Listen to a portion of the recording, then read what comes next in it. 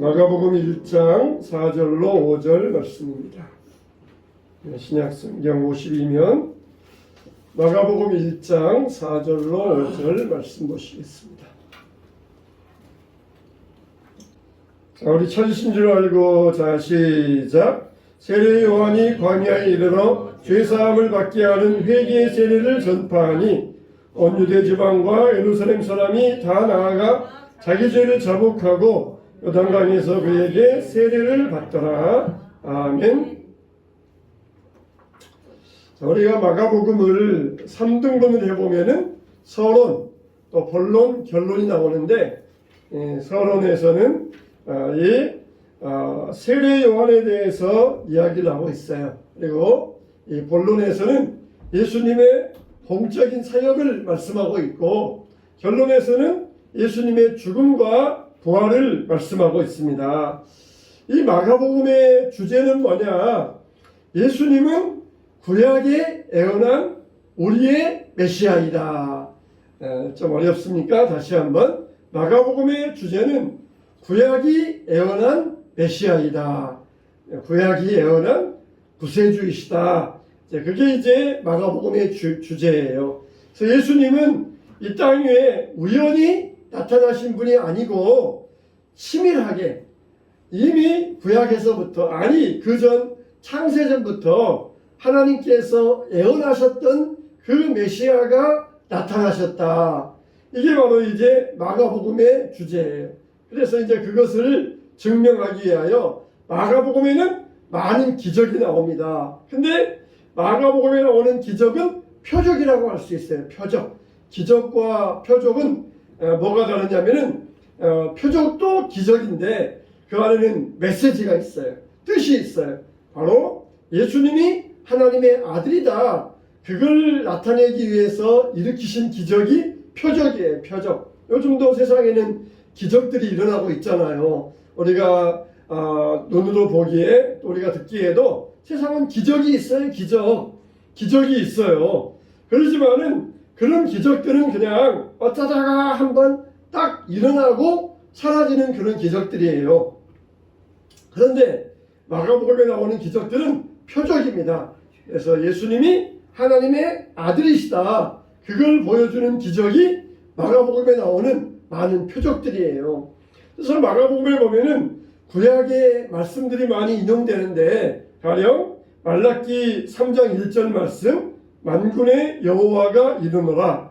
보라, 내가 내 사자를 보내리니 그가 내 앞에서 길을 준비할 것이요, 또 너희가 구하는 바 주가 갑자기 그의 성전에 임하시리니 곧 너희가 사모하는 바 언약의 사자가 임하실 것이라. 이렇게 말라기에 이미 예수님이 오시고 예수님보다 앞서서 예수님의 길을 예비하는 사자가 나타날 것이다. 그래서 세례 요한도 이미 구약에 예언되어 있고 예수님도 이미 구약에 예언된 대로, 예수님께 하나님께서 계획한 대로 이런 모든 일들이 이렇게 착착착착 잘 이루어지고 있다. 그것을 우리에게 보여주고 있어요. 또 이사야 40장 3절에 보면은 외치는 자의 소리여 이르되 너희는 광야에서 여호와의 길을 예비하라. 사막에서 우리 하나님의 대로를 평탄하게 하라. 바로 세례 요한이 광야에서 외쳤잖아요. 광야에서 보라, 세상 죄를 지고 가는 하나님의 어린 양이로다. 그러면서 광야에서 외쳤어요. 세례 요한이 나타나서, 예수님 앞에 나타나서 광야에서 외치면서 그의 오실 길을 예비하라. 높은 곳은 낮아지고 낮은 곳은 높아지면서 그 앞에 대로가 펼쳐지면서 왕이 그 길을 지나가실 것이다. 그렇게 이미 구약에서 세례 요한에 나타날 것을 예언하였고 그 예언대로 딱 이루어지게 된 것이에요. 이렇게 구약 전체가 예수님에 대한 예언의 말씀이다. 이게 이제 마가복음의 주제인 것입니다. 그런데 세례 요한이 와서, 오늘 우리가 본문의 말씀을 중심으로 세례 요한이 와서 행한 게 두 가지가 있어요. 오늘 말씀만 중심으로 해서요. 첫째는 뭐냐? 회개의 복음의 세례를 베풀었다는 것입니다. 회개의 복음, 회개의 세례, 이걸 세례 요한이 베풀었다는 것이에요. 사람들에게 세례 요한이 와서 세례를 베풀었어요. 우리들도 세례 받고 성찬식을 행하잖아요. 근데 세례 요한이 와서 행하였던 세례는 무슨 세례이냐? 회개의 세례. 우리가 크게 세례를 두 가지로 봅니다. 회개의 세례, 성령 세례. 그래서 교회에서 세례 받을 때 베푸는 세례는 이건 회개의 세례예요. 회개의 세례. 그리고 성령 세례입니다. 성령 세례. 성령 세례는 성령님이 우리 마음속에 오시는 것을 성령 세례라고 해요. 그래서 어떤 사람은 성령 세례를 먼저 받고 그 다음에 회개 세례 받을 수가 있어요. 어떤 사람은 회개 세례 먼저 받고 성령 세례 받을 수가 있어요. 순서는 상관이 없어요. 근데 분명한 것은 우리가 두 가지 다 이 세례를 분명히 받아야 됩니다. 분명히 받아야 돼요. 교회에서 우리가 공식적으로 이 사람은 우리 한소망교회 세례 교인입니다. 그렇게 인정하는 세례도 받아야 되고, 하나님께서 너는 내 자녀다, 내 아들이다, 내 딸이다, 그렇게 인정하는 세례도 받아야 돼요. 교회에서 공식적으로 이 사람은 한소망교회 교인입니다, 그렇게 인정을 받았는데 하나님이 인정 안 해주신다? 너는 내 아들 아니다, 내 딸 아니다, 그러면은 곤란해져요. 그러면 곤란해져요. 그래서 우리가 회개의 세례도 받았으면은 성령 세례도 받아야 돼요. 성령 세례 어려운 게 아니에요. 하나님이, 예수님이 내 마음에 오신다는 것, 내 마음에 들어오셔서 나와 함께 하신다는 것, 그게 바로 성령으로 세례를 받는 것이에요. 그래서 우리가 하나님이 나의 구세주이심을 믿어지는 순간 마음이 뜨거워지는 세례, 마음이 뜨거워지는 순간 그게 바로 이제 성령 세례를 받는 것입니다. 그래서 세례 요한은 사람들에게 회개의 세례를 주었고, 예수님은 오셔서 사람들에게 성령의 세례를 주셨어요. 이렇게 회개의 세례와 성령 세례 받으면서 하나님의 구원이 완성되었던 것입니다. 구원을 받기 위해서는 반드시 그 과정이 통과되어야 할 과정이 있는데, 그게 뭐냐? 회개의 과정입니다. 회개라고 있는 그 회개의 과정을, 회개의 관문을 통과해야만 우리가 구원의 문으로 들어갈 수가 있어요. 우리 교회에도 부흥이 일어나기 위해서는 이게 회개의 역사가 일어나야 됩니다. 평양에 대부흥의 역사가 일어났을 때에도 맨 먼저 길선주 장로님이 일어나가지고 회개함으로 말미암아 평양에 대부흥의 역사가 일어났어요.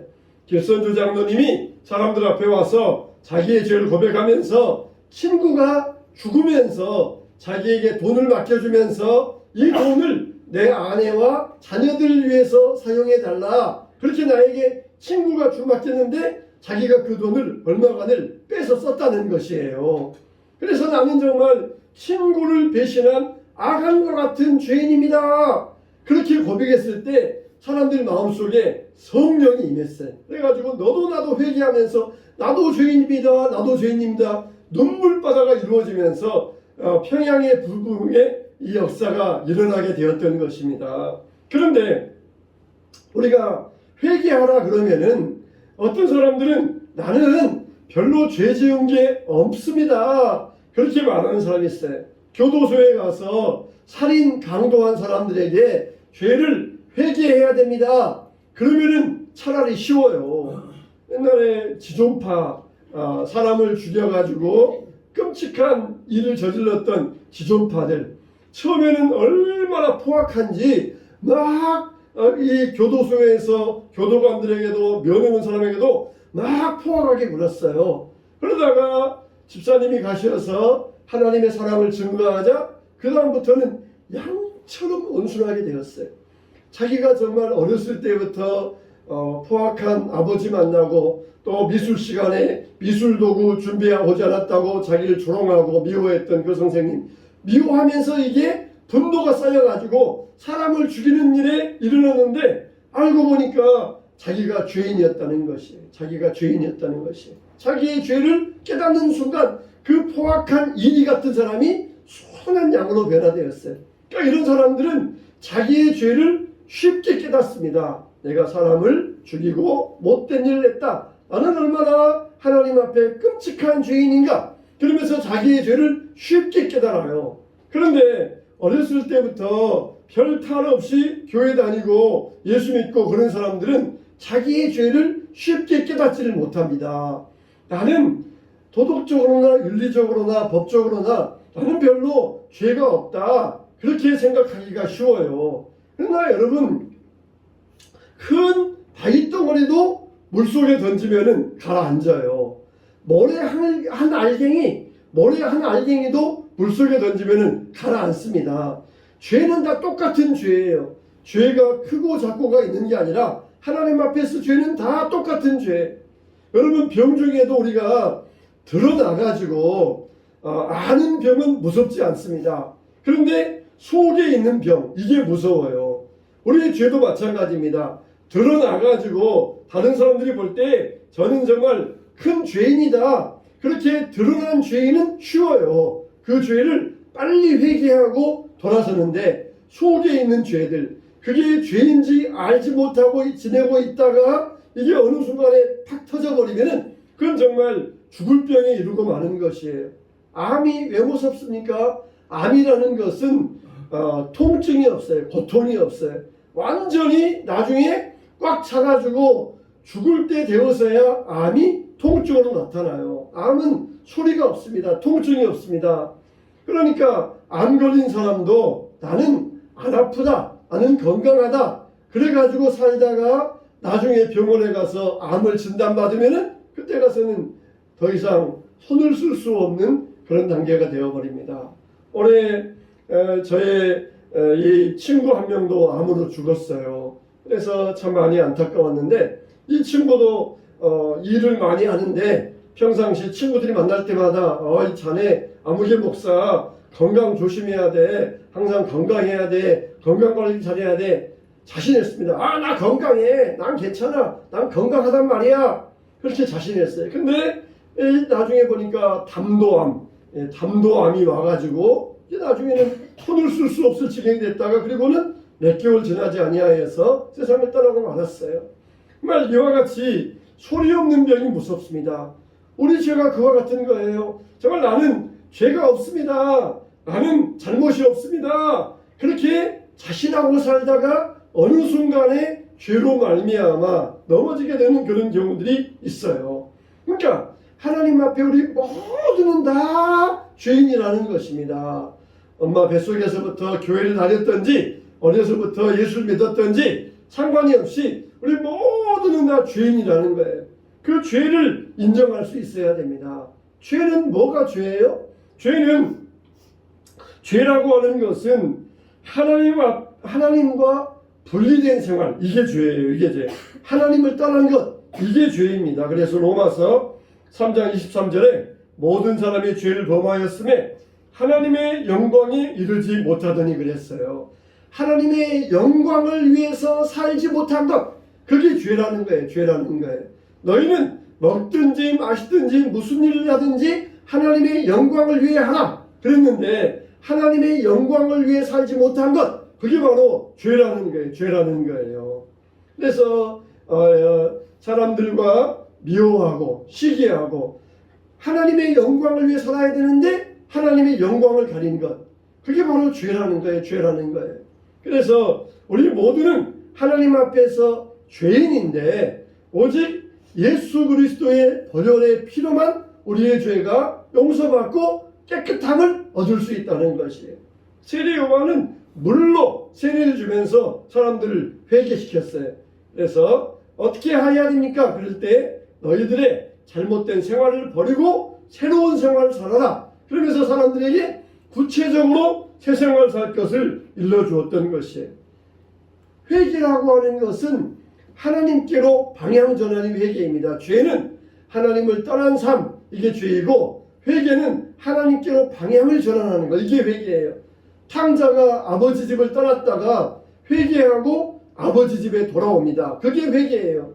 탕자가 돼지 우리에서 내가 얼마나 아버지께 잘못했는가 한숨만 쉬고 앉아있는 게 회개가 아니에요. 일어나서 아버지 집으로 와서 아버지를 만나고 그렇게 해야 그게 회개가 되는 것이에요. 우리도 아버지를 떠나서 하나님의 영광을 나타내지 못한 죄가 있다. 그러면 이제는 떠나서 하나님의 영광을 위하여 살겠습니다. 이렇게 하면 우리의 방향이 전환되어지는 것. 이게 바로 회개라는 것입니다. 두 번째로 세례 요한이 전한 것은 예수님을 전했어요. 예수님을 전했습니다. 세례 요한은 그 당시에 아주 인기가 많았습니다. 인기가 하늘을 찌를 듯 했어요. 사람들이 다 세례 요한에게 몰려와가지고 세례 요한에게 회개의 세례를 받고 그럴 정도로 세례 요한의 인기가 하늘을 찌르고 있었어요. 그리고 예수님은 아직 무명의 청년에 불과했습니다. 그럴 때 세례 요한은 사람들이 다 자기에게 몰려와가지고 가르침 받고 세례 받고 그럴 때 인기가 높아져 갈 때에 이게 세례 요한은 자기를 전하지 아니하고 예수님을 전했다는 것. 이게 정말 중요한 거예요. 세례 요한은 아주 광야에 살면서 굉장히 단순하게 살았습니다. 약대 털옷을 입고 메뚜기와 석청을 먹으면서 살았다 그랬어요. 이건 무슨 말이냐? 아주 단순하게 살았다는 거예요. 단순하게. 야, 오늘은 된장찌개 먹을까? 내일은 삼겹살 먹을까? 그 다음 날은 부대찌개 먹을까? 날마다 그냥 음식 먹으려면 고민을 해야 되잖아요. 근데 그런 거 없이 그냥 오늘 또 메뚜기와 석청, 내일 또 메뚜기와 석청, 항상 똑같은 음식이니까 단순하게 살았다는 거예요. 단순하게. 아주 삶을 단순하게 만들었다는 거예요. 여러분, 단순함이 힘입니다. 단순함이 능력이에요. 단순함에서 하늘의 능력이 나오는 거예요. 항상 우리가 똑같은 것, 단순하지만 그 단순함에서 능력이 나오는 거예요. 복잡하면은 능력이 없어요. 또 세례 요한은 제사장의 아들이었습니다. 그러니까 자기도 아버지의 뒤를 이어서 제사장의 옷을 입어야 되는데 약대 털옷을 입고 살았다는 것이에요. 그만큼 기존의 권위를 벗었다는 것입니다. 그리고 세례 요한은 겸손하게 하나님이 보내신 일을 시행했는데 바로 자기를 증거한 게 아니라 예수님을 증거했던 것입니다. 그래서 예수님 앞에 사명자의 삶을 살았던 것입니다. 이게 바로 세례 요한의 모습이에요. 세례 요한은 예수님을 증거하면서 나는 그의 신발끈을 묶고 풀을 수 있는 자격도 없는 가장 종 중에 낮은 종이다. 그렇게 고백을 합니다. 예수님의 신발끈을 풀고 묶을 수도 없는 그런 낮은 종이다. 그런 고백을 해요. 이게 진짜 종의 자세잖아요. 그래서 세례 요한은 자기를 증거하지 않았어요. 인기가 하늘을 찌를 정도로 높았지만은 자기를 증거하지 아니하고 예수님을 증거하면서 그는 흠이어야 되겠고 나는 쇠해야 되리라. 나는 그의 신발끈도 풀지 못할 정도로 낮고 천한 종이다. 이게 종의 자세. 우리도 이런 종의 자세를 가져야 됩니다. 그래서 나를 증거하거나 자기 영광을 구하지 아니하고 오직 예수님께만 영광을 돌릴 수 있어야 됩니다. 우리가 세례 요한에게서 이렇게 사명자의 의식, 청지기의 의식, 목적 의식을 자기 정체성을 분명히 배워야 돼요. 그래서 세례 요한은 예수님을 능력이 많으신 분, 성령으로 세례를 주시는 분, 나는 물로 세례 주지만 내 뒤에 오시는 분은 너희에게 성령으로 세례 주실 것이다. 불로 너희에게 성령을 주실 것이다. 그러면서 자기 사명을 잘 감당했던 것입니다. 예수님과 세례 요한은 공통점이 있어요. 광야에서 시작했다는 것, 또 회개, 하나님 나라를 선포했다는 것, 그리고 권력자들에 의하여서 죽임을 당했다는 것, 그리고 아주 겸손하고 단순하게 사셨다는 것. 이게 예수님과 세례 요한의 여러 가지 공통점이 있어요. 그러나 세례 요한은 선지자, 마지막 선지자이고 예수님은 새 시대를 여시는 하나님의 아들 우리의 구세주가 되셨어요. 세례 요한은 한 시대의 문을 닫는 사람이었고 예수님은 새 시대의 문을 여시는 분이었어요. 세례 요한의 회개의 세례를 통과한 사람들은 예수님의 성령 세례를 통하여서 새 시대의 복음의 역사에 참여할 수 있었던 것입니다. 저와 여러분도 회개의 세례를 통하여서 성령 세례를 사모하시기 바랍니다. 우리의 마음이 뜨거워져야 돼. 우리의 믿음이 뜨거워져야 돼. 우리의 신앙이 냉랭하면 안 됩니다. 뜨거운 신앙 돼야 돼. 날마다 우리가 성령으로 세례받고 성령으로 충만해져야 됩니다. 냉랭한 심령, 식어진 심령 되지 마시고 나는 하나님의 종입니다. 이러면서 종의 자세로서 사명을 충실하게 감당하는 여러분 되시기를 주님의 이름으로 축원합니다.